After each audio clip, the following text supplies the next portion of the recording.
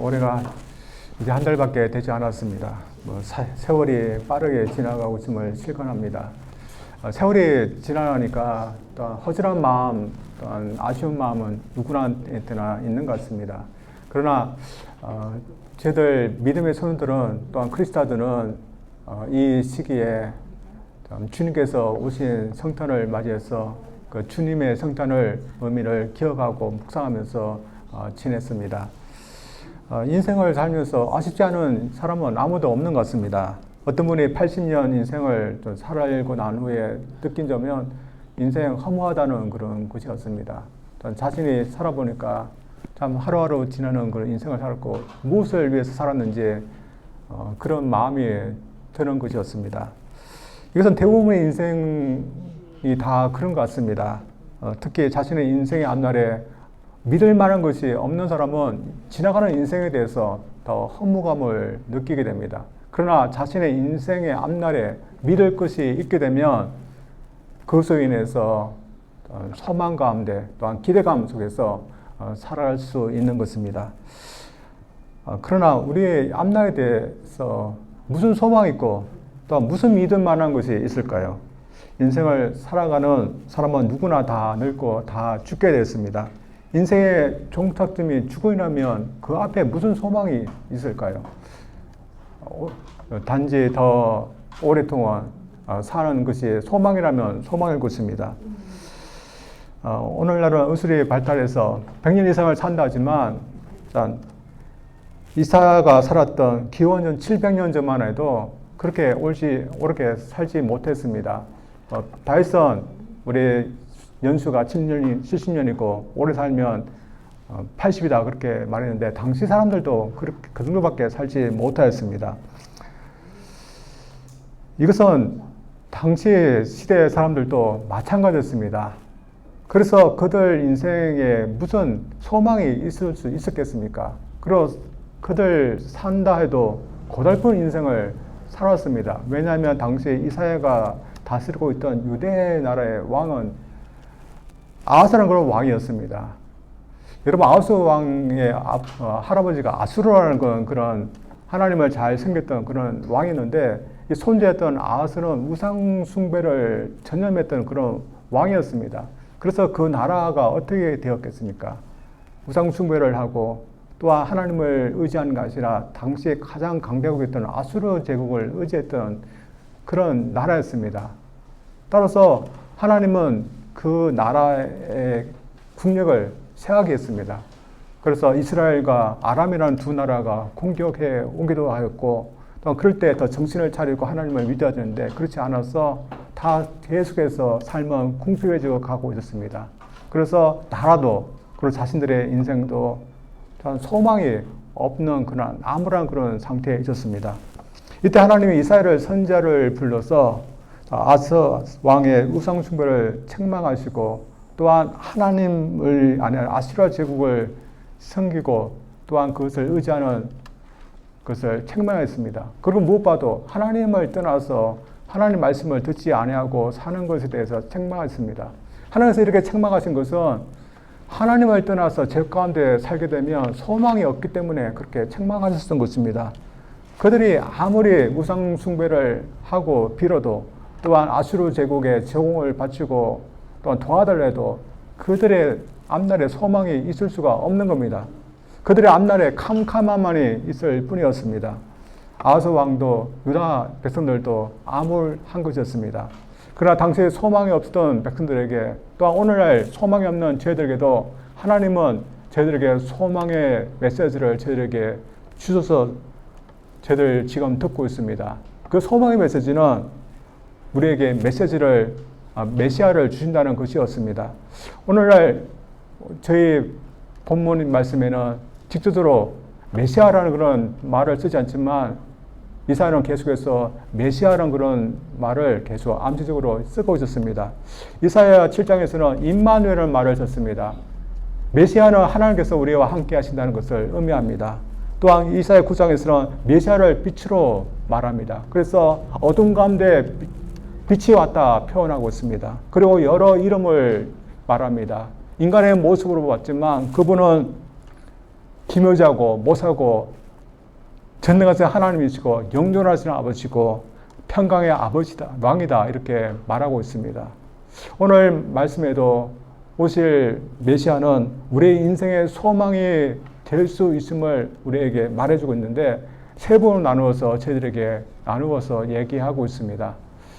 저희들이 소망 되시는 예수님을 우리가 묵상하고 또한 기다리는데 왜 예수님이 우리의 인생의 소망이 될 수 있는지 본문 말씀을 통해서 한번 보기를 원합니다.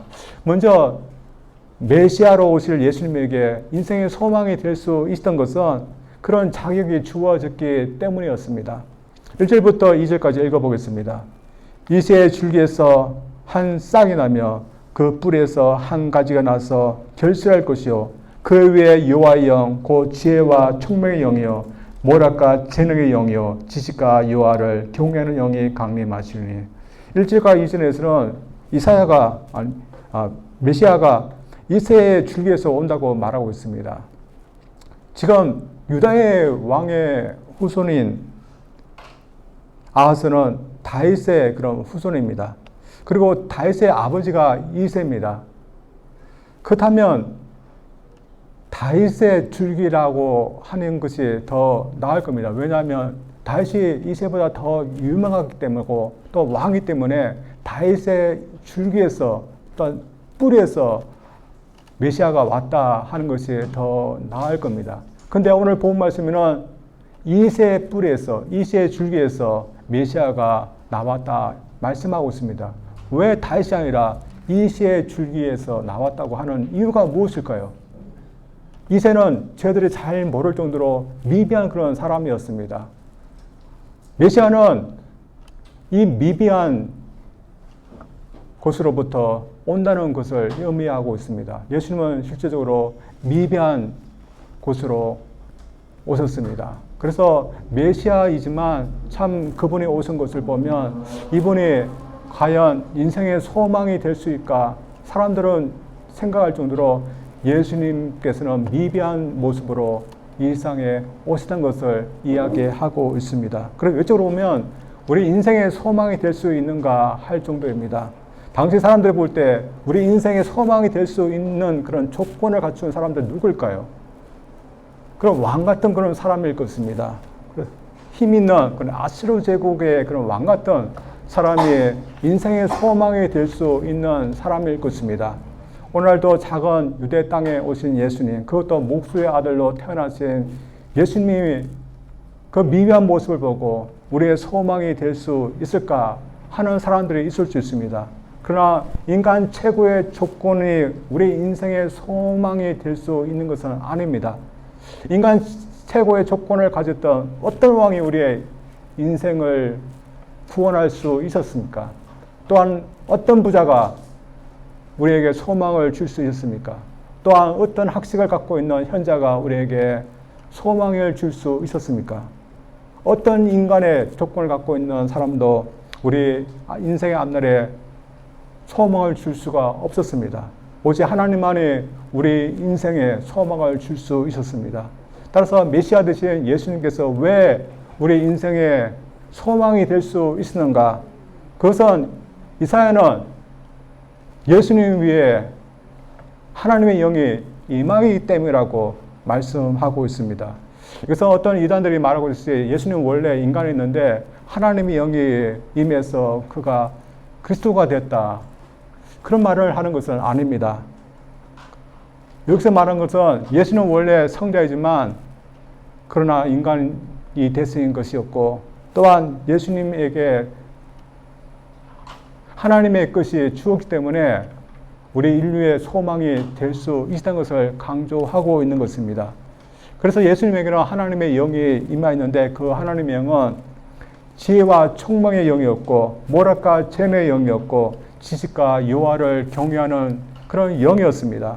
하나님의 지혜와 하나님의 능력이 예수님에게 있다는 것을 말하고 있습니다. 그래서 하나님의 그런 지혜와 하나님의 능력을 있기 때문에 우리를 구원하고 우리에게 소망이 될 수 있는 자격이 있다는 것을 저희들에게 말씀해 주고 있습니다. 그렇다면 왜 여호와를 경외하는 영이 있다는 그런 말씀을 하고 있는 걸까요? 여호와를 경외하는 것이 우리를 구원하는 것과 무슨 상관이 있는 것일까요? 하나님을 경외해야 되지 소망이 있기 때문입니다. 예수님은 성자 하나님이셨지만 그러나 성부 하나님을 경외하고 사랑하신 분이었습니다. 그리고 순종하신 분이었습니다. 사람은 이것을 무시합니다. 오늘 사람들도 구원을 원하지만 하나님을 경외하고 하나님 말씀에 순종하는 것은 싫어합니다. 구원받기는 원하지만 그러나 하나님을 경외하는 것은 싫다. 모순인 것입니다.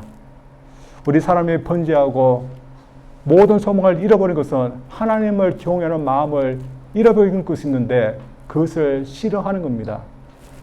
근데 예수님은 이것을 회복하기 위해서 메시아가 되신 것입니다. 그래서 이것을 회복할 수 있으신 그런 하나님을 경외하는 그런 영이 그에게 임했다고 이야기하고 있습니다. 예수님은 하나님의 지혜와 능력 그리고 하나님을 경외하는 것으로 이 세상에 오셨습니다. 그러므로 예수님은 우리를 구원할 수 있고 우리의 모든 인류의 소망이 될 수 있는 자격을 갖추고 계시기 때문에 저희들 예수님이 우리의 소망임을 우리가 믿어야 될 줄 믿습니다.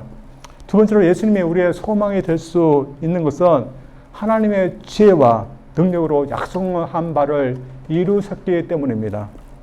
사실 우리 인생의 앞날에 소망이 있을 수 있다는 것은 우리의 지혜와 우리의 인간의 능력으로는 할 수 없는 겁니다.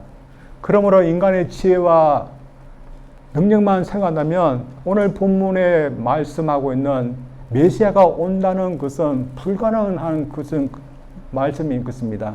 그러나 하나님의 지혜와 능력이라면 가능한 것입니다. 또 3절부터 나오는 말씀도 마찬가지입니다. 메시아가 와서 완전한 공의를 이루겠다는 그런 말씀을 하고 있습니다. 한번 읽어보겠습니다. 3절에서 5절까지입니다.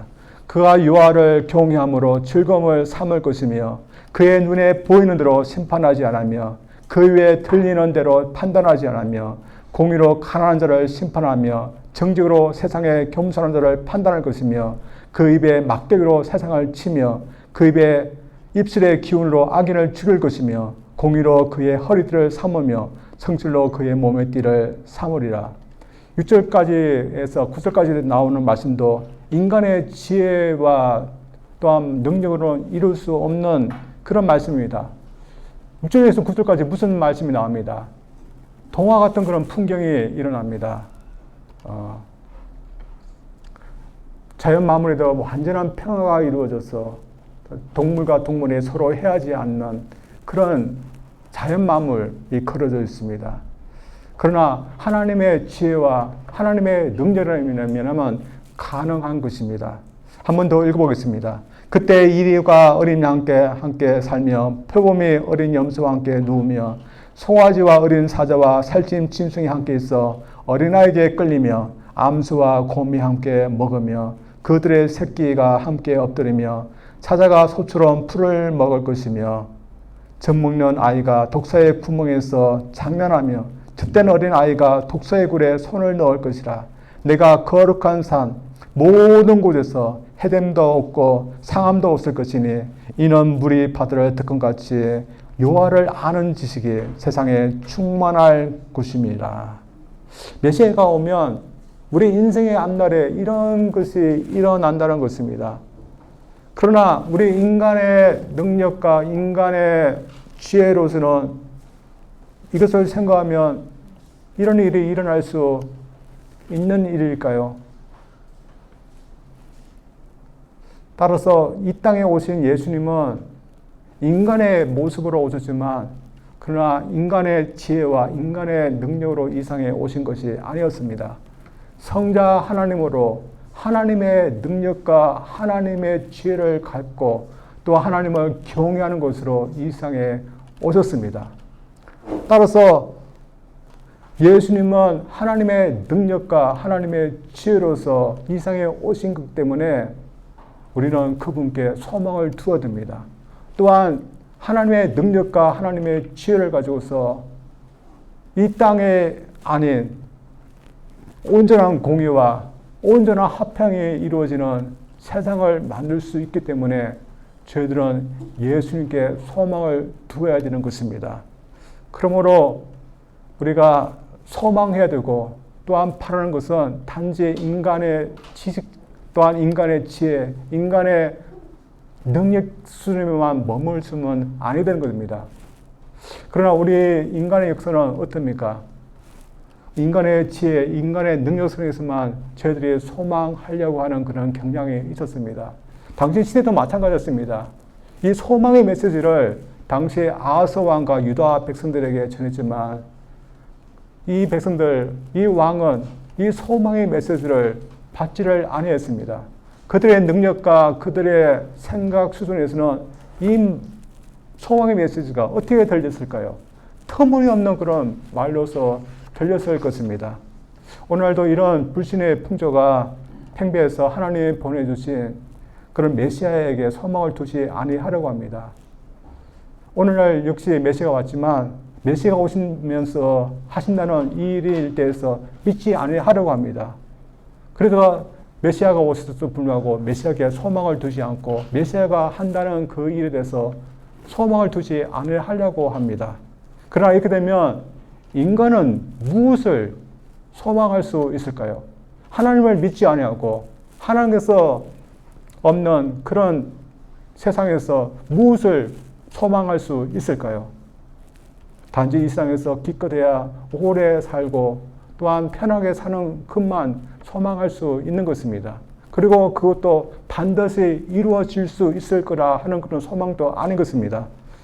어떤 가수를 보니까 어린 나이에 경연에 나가 1등을 했습니다. 오빠는 피아노에 재능이 있고 본인은 드럼과 노래에 재능이 있었습니다. 그래서 당시 시대만 해도 여자가 드럼을 잘 치는 사람이 없었는데 드럼에 굉장히 천부적인 재능이 있던 그런 사람이었습니다. 근데 이 드럼 실력보다는 사람들이 더 한호했던 것은 그녀의 노래 실력이었습니다. 왜냐하면 그녀의 청아한 그 목소리는 사람들의 그 마음을 뺏기에 충분할 정도로 그런 노래 실력이 탁월했습니다. 그래서 20대에 가수가 되었는데 참 인생이 보장되지 않았습니까? 그래서 오빠도 본인도 이제는 가수로서 이렇게 잘 살 수 있는 길이 열려진 것입니다. 그러나 문제가 생겼습니다. 대중들이 이 그녀가 드럼을 치면서 노래를 부르는 것을 싫어했습니다. 왜냐하면 드럼에 가려서 얼굴이 잘 보이지 않기 때문에 싫어했습니다. 그래서 자신은 드럼을 치면서 노래하고 싶지만 할 수가 없었던 것입니다. 그런데 더 큰 문제가 발생했습니다. 그녀가 할 수 없이 마이크 앞에서 노래를 하겠는데 어느 날 노래하는 자신의 모습을 보니까 배가 이렇게 나와 보였습니다. 옷 때문인데 자신은 배가 나와서 그렇다고 생각하면서 그때부터 음식을 싫어하기 시작했습니다. 그래서 결국은 어떻게 될까요? 거식증에 걸리게 됐습니다. 그리고 나중에는 결혼까지 했는데 이 거식증 때문에 부부 사이가 원만치를 하지 못하게 되고 또 민감하게 됐습니다. 결국에는 참 20대 가수가 되고 또 사람들에게 좋아하는 그런 목소리를 가진 그런 가수로서 편하게 잘 살 수 있는 그런 보장되는 그런 삶을 살 수 있을 거라고 생각했는데 참 그 인생이 참 안타깝습니다. 왜냐하면 거식증에 걸려서 제대로 먹지도 못하고 나중에 보니까 이렇게 얼굴이 참 청하게 생겼는데 나중에는 이게 살만 남고 나중에는 심장도 이렇게 제대로 뛰지 않아서 심장마비로 죽게 되었다 합니다. 일상 편하게 오래도록 살고 싶지만 그마저 이루지 못하며 살고 있는 것이 우리 인생인 것입니다.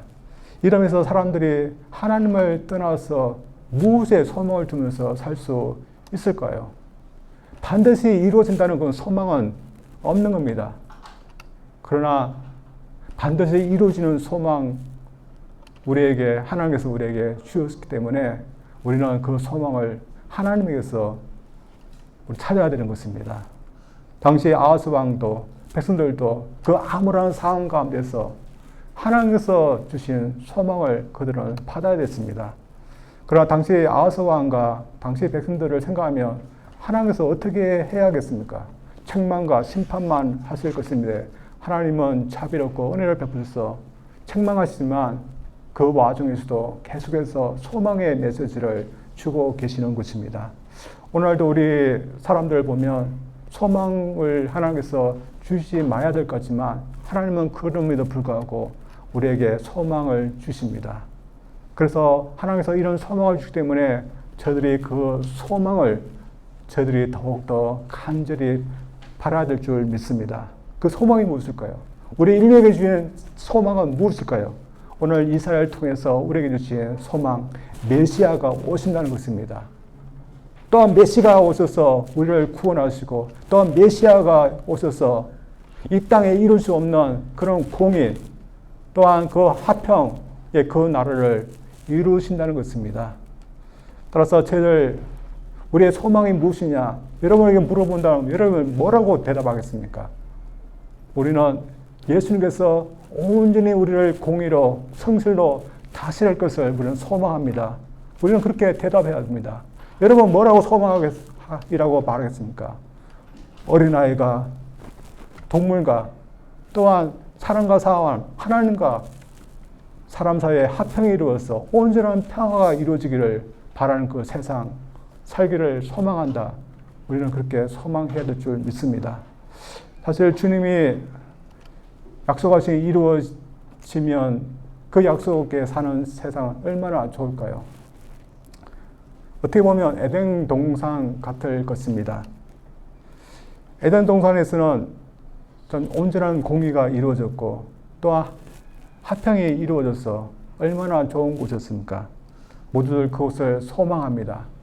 그리고 에덴 동산은 아니더라도 지금 세상에 살고 있는 사람들은 지금 세상이라도 걱정 없이 살기를 원합니다. 그러나 이보다 더 좋은 곳이 우리에게 주어졌고, 그래서 우리는 그 소망으로 저희들 나아갈 수 있고 또한 바랄 수 있는 것입니다. 따라서 우리에게 비교할 수 없는 것이 우리에게 소망으로 주어졌기 때문에 여러분 그 소망에 여러분 마음을 두면서 살아야 될 줄 믿습니다. 이러면서 저희들 얼마나 구세주 되시는 예수님이 우리의 소망인 줄 여러분 믿고 또한 예수님께서 우리에게 약속한 것에 소망을 두면서 살고 있을까요? 아니면 너무 좋은 소망이 있지만 터무니없는 이루어지지 않을 거라는 생각 때문에 우리는 소망을 두지 못하고 살고 있지는 아니할까요? 이 세상 사람들은 반드시 이룰 수 없는 소망을 소망하지만 저들에게는 반드시 이루어질 소망이 있습니다. 따라서 그 소망에 여러분 마음을 두고 그 소망에 바라면서 살 수 있는 저들 되기를 원합니다. 사실 12월 달에 접어들면 마음이 쓸쓸한 것은 누구나 마찬가지고 이럴수록 더 주님이 우리의 소망이라는 것이 더욱더 느껴지는 것 같습니다. 이는 12월 달 되면 이미 그러니까 1년이 다 지나가고 또 나이가 더 들지 않습니까? 저럼 여러분 앞에서는 아무것도 아니지만 이제 50대 중반이지만 좀 넘어가니까 인생의 그런 허무함, 그런 쓸쓸함을 더 느끼는 것 같습니다. 그러면 인생이 다 끝나가는 그런 시점이 되게 되면 이런 쓸쓸함과 그런 허무함은 더 느끼게 될 것입니다. 우리 인생에 살다가 보면 참 소망이 없는 것을 느끼게 됩니다. 그러나 우리 앞날에 소망할 것이 있으면 저들 인생에 쓸쓸할지라도 그것으로 인해서 저들 기다리는 마음으로 우리가 살아갈 줄 믿습니다.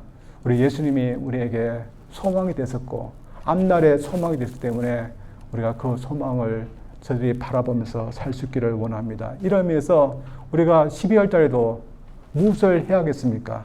성탄이 있는 계절이기 때문에 우리에게 오신 예수님을 저들이 묵상하면서 또한 우리에게 소망으로 오신 그 예수님을 우리가 간절히 소망하면서 이번 한 달을 저들이 보내야 될 줄 믿습니다. 또한 예수님이 우리의 구세주로 오셨음을 전하는 그런 한 달이 되었으면 좋겠습니다.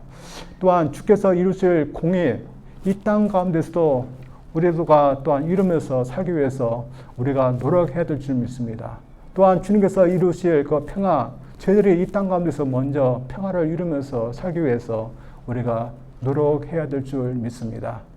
여러분, 이 땅에 살가면 참 평화가 없습니다. 또한 참 공의도 없습니다. 그래서 우리가 이 땅 가운데서 공의를 행하고 평화를 추구하면서 사는 삶이 어떤 의미가 있을까요?